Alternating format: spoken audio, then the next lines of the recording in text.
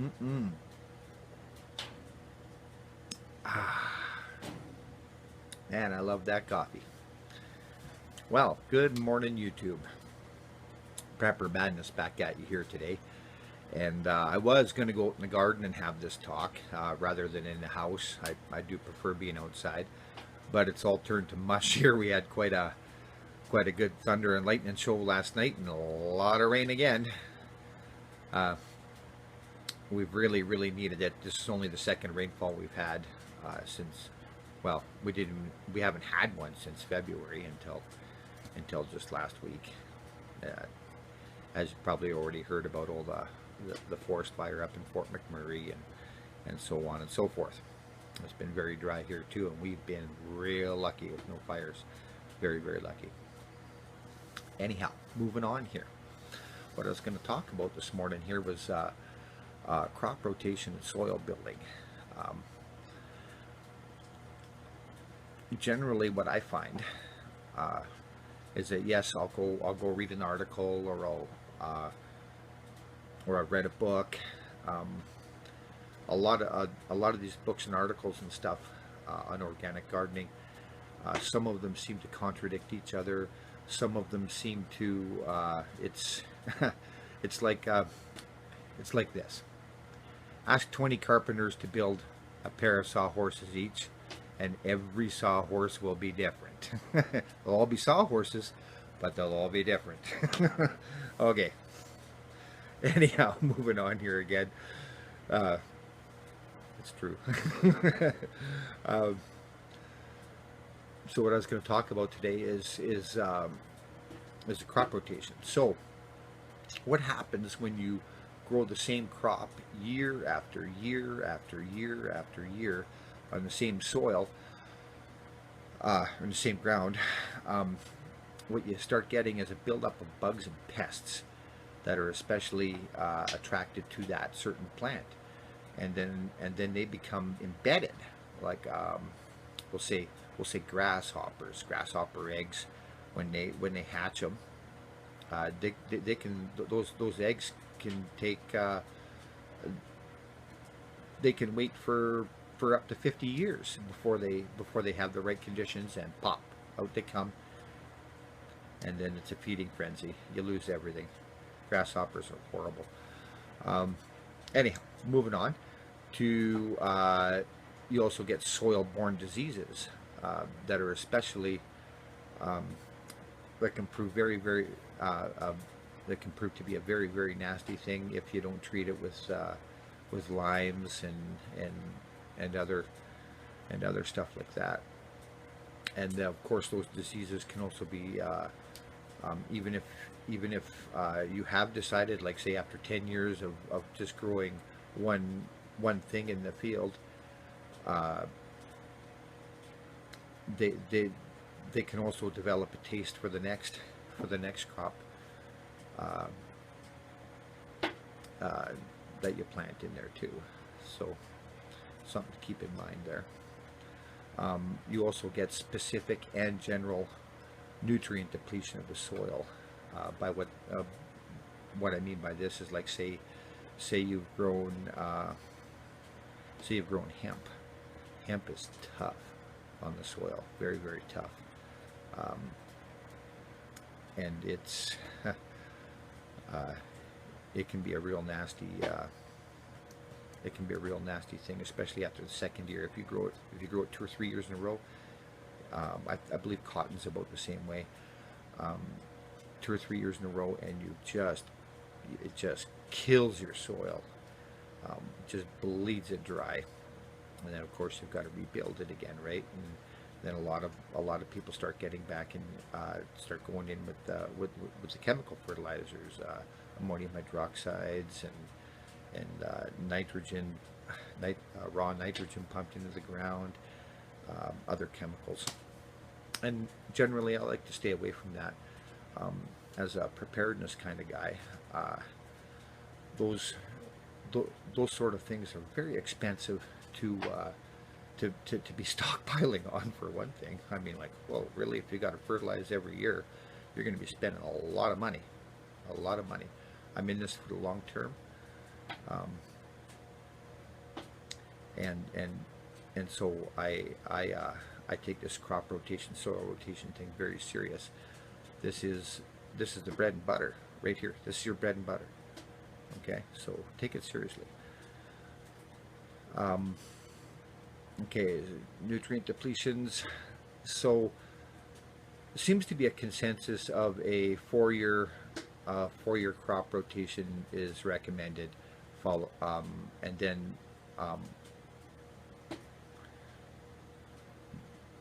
four-year crop cycle, moving different vegetables here to this spot, to this spot, to this spot, which is generally what I do. Except I don't go on a 4-year, I go on a 3-year, and I lay one third of my ground into fallow. And by fallow, I mean I just leave it. There's nothing goes on it, nothing.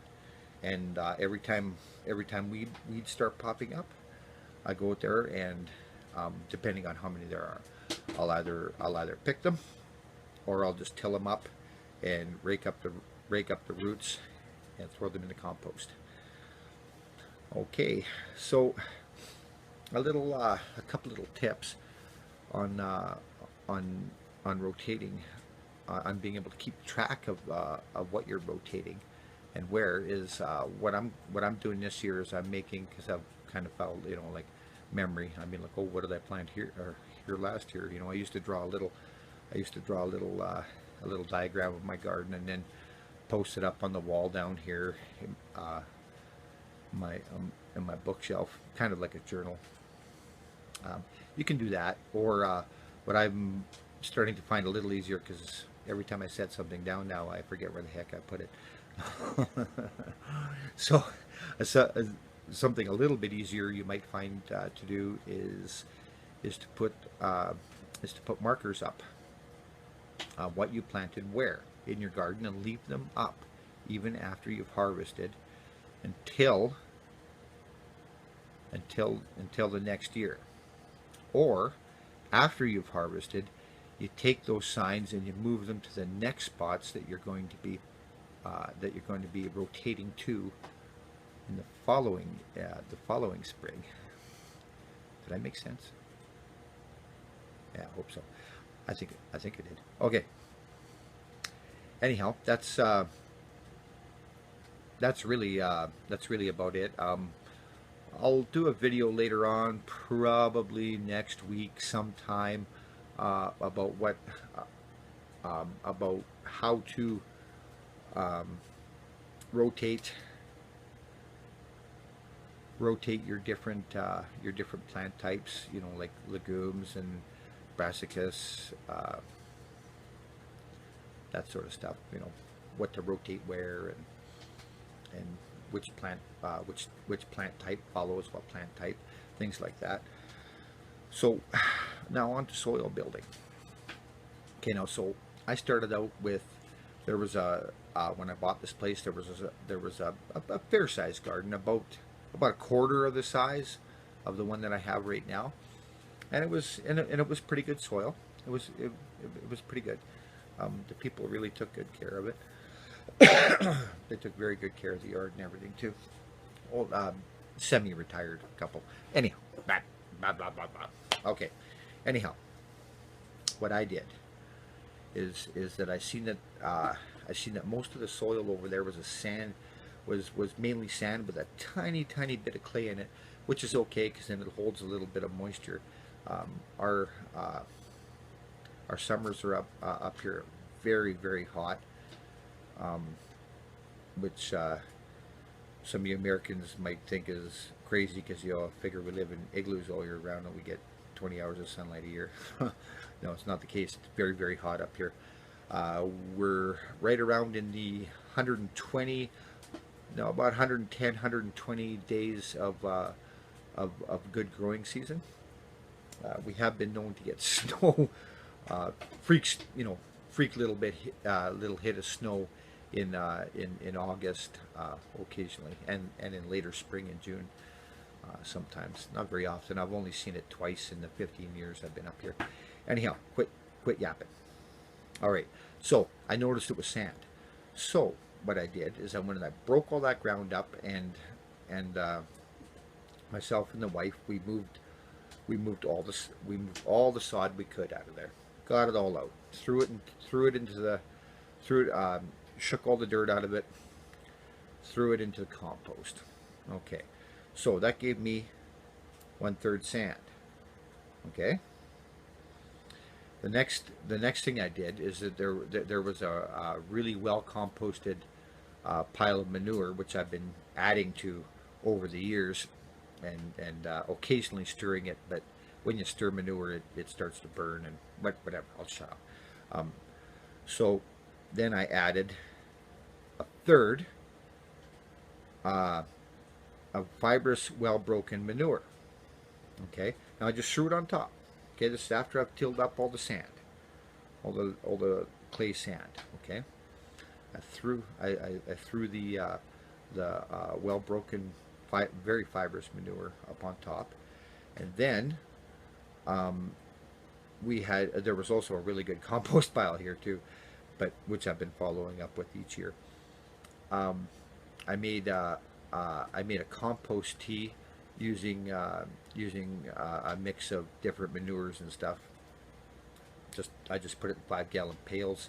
I had about 10 5-gallon pails, filled halfway up with water, and then I just put in a couple shovelfuls of like chicken manure and sheep manure into it, and let it all bake in the sun for a week or whatever it was, and I stirred it and stirred it and stirred it, and it broke down really good. So then I put on a third of compost mixed with that tea on top of it, churned it all up. Okay, I churned it all up, and then, yeah, I'm reading off of a list. I churned it all up and sprayed it all over the garden. Okay, I sprayed it really well. Like I said, I had 50 gallons of it. And at that time, my garden, like I was saying before, was only about a quarter of the size of the one that I have now. Sprayed it all over. I tilled everything up. And then, of course, all this time that it took to do this, I was past my planting season by then. So I just laid it in fallow, and every time weeds started popping up, I'd till it up.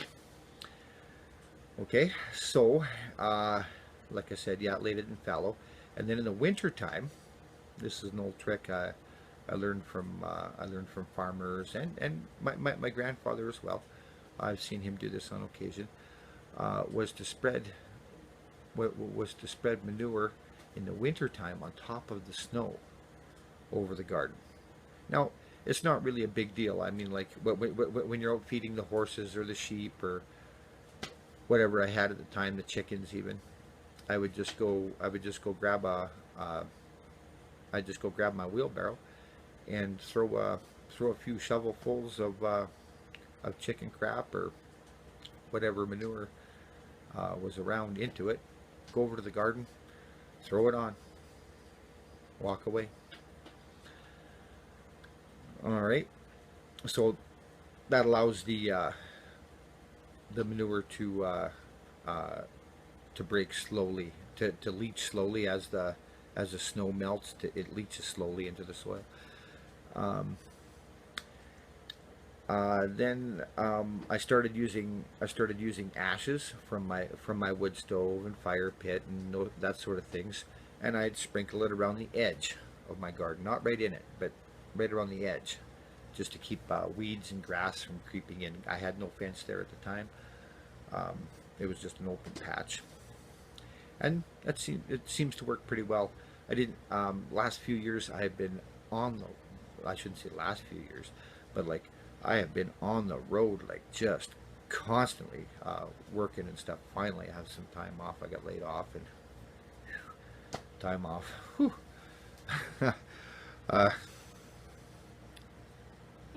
What else was there here? Oh yeah. In the spring and summer, this sounds gross, but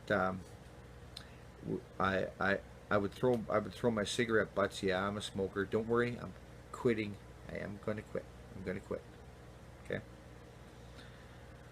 I kept throwing my cigarette butts into an old tin coffee can. When it got half full, I'd fill it with water, put a lid on it, ooh, and put it on a fence post and let her stew a little bit, shake it up once in a while. It's pretty gross. Uh, and then just sprinkle that around the edges of my garden in the spring and in late spring and in midsummer usually, and that would help keep bugs and pests out. Believe it or not, I guess it's the nicotine that repels them. I don't think it kills them. I think it just repels them. Repels a lot of people, or repels a lot of things. It's really, ugh, it's gross. And anyhow, that's how I built my soil. Um, I got a lot, and I mean a lot of earthworms in there. Their castings are very beneficial to the soil. They travel through it. They they keep it loosened up just below the surface, and they're a very beneficial thing to have in there. Just loaded up with them this year. All right. Anyhow, uh, thank you guys for listening to me babble here first thing in the morning. A little bit of a coffee high. I think this is about half a pot into it. Okay, you guys take care out there and carry on.